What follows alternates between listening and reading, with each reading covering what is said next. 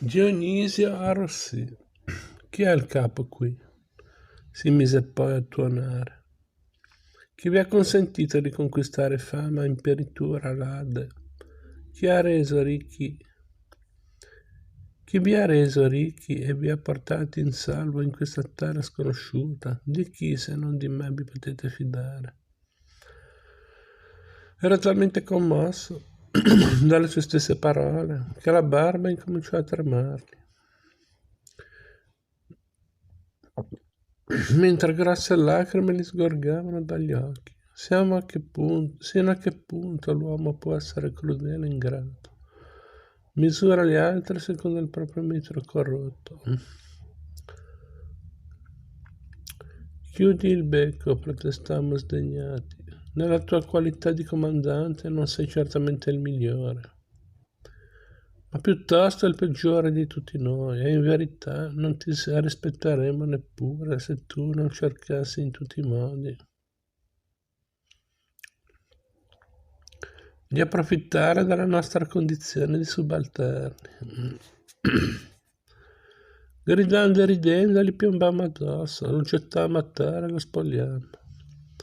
Intorno alla vita, sotto le ascelle e tra le cosce, aveva attaccato grosse borse dalle quali si riversava un vero fiume di monete, di gioielli, di sigilli, di catene, di armille pari alla somma degli oggetti trafugati da noi.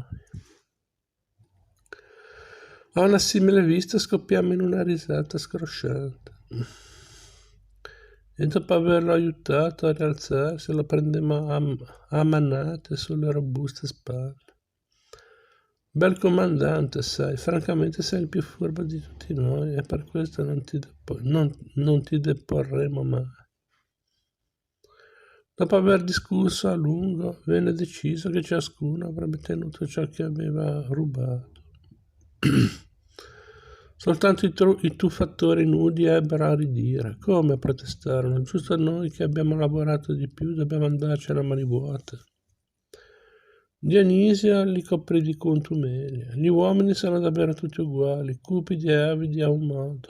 Se proprio avete da lamentarvi, tornate a prendere in fondo all'acqua quel che vi avete nascosto. Se qualcuno di voi resterà a mani vuote, tanto peggio per lui. I tuffatori, dopo essersi scambiati un'occhiata significativa, tornarono sott'acqua ove presero a spostare grosse pietre, risalendo ben presto a galla con fasci di oggetti infinitamente più preziosi di quelli che noi eravamo riusciti a nascondere tra le vesti. Tuttavia non gliene volemmo, che sapevamo quale sacrificio fosse stato di loro, costretti a lavorare nella cala della nave, affondata tra polipi, granchi e puzzolenti meduse.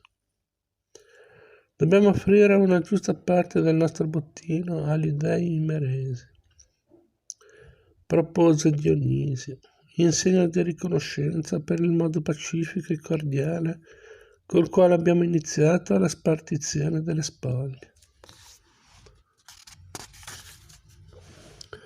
Giudichiamo quelle parole giuste e sagge, dedichiamo perciò alcuni tripodi e vasi di rame, nonché un ariete fenicio di bronzo ai vari templi imeresi e uno scudo persiano al tempio dei mercanti cartaginesi. La giornata trascorse senza che vedessimo Dorio, ma al cadere della notte, mentre le prime stelle spuntavano nel cielo, non seppi più celare la mia inquietudine. Disse a Micone: dobbiamo ritornare da Tanakil, per quanto questo possa seccarti. Deve essere accaduto a Dorio qualcosa di grave. Non stupirai se quella donna orgogliosa le avesse trafitto la gola nel sonno, con una spillona per vendicarsi della perdita del proprio onore. Come medico posso assicurarti che in simili condizioni, con la testa ancora intontita dal vino e un gusto amaro in bocca, un uomo si esagera le proprie malefatte. immaginando di non aver più il coraggio di guardare in faccia una persona da bene. Che cosa abbiamo commesso infine di tanto riprovevole? Se ben ricordo hai ballato sul tavolo una danza fenicia per mostrare alle fanciulle la tua agilità, ma dopo tutto, sotto l'influsso del vino, gran capi e consiglieri hanno fatto altrettanto senza che per questo ne andasse di mezzo la loro reputazione. Doria è un uomo pericoloso, proseguì Micone, perché come tutti i soldati ritiene che l'unico modo per risolvere una controversia sia la guerra. È nato per seminare discordie e non mi dorrei affatto se fossimo costretti a ordinare un funerale solenne. Temo però che il tuo stato di depressione ti induca a indulgere in visioni troppo premature. Scusate. Andiamo dunque coraggiosamente a vedere che cosa ne è successo. Ne approfitteremo per recare Don e Tanakil in pegno di gratitudine dell'ospitalità che ci ha offerto.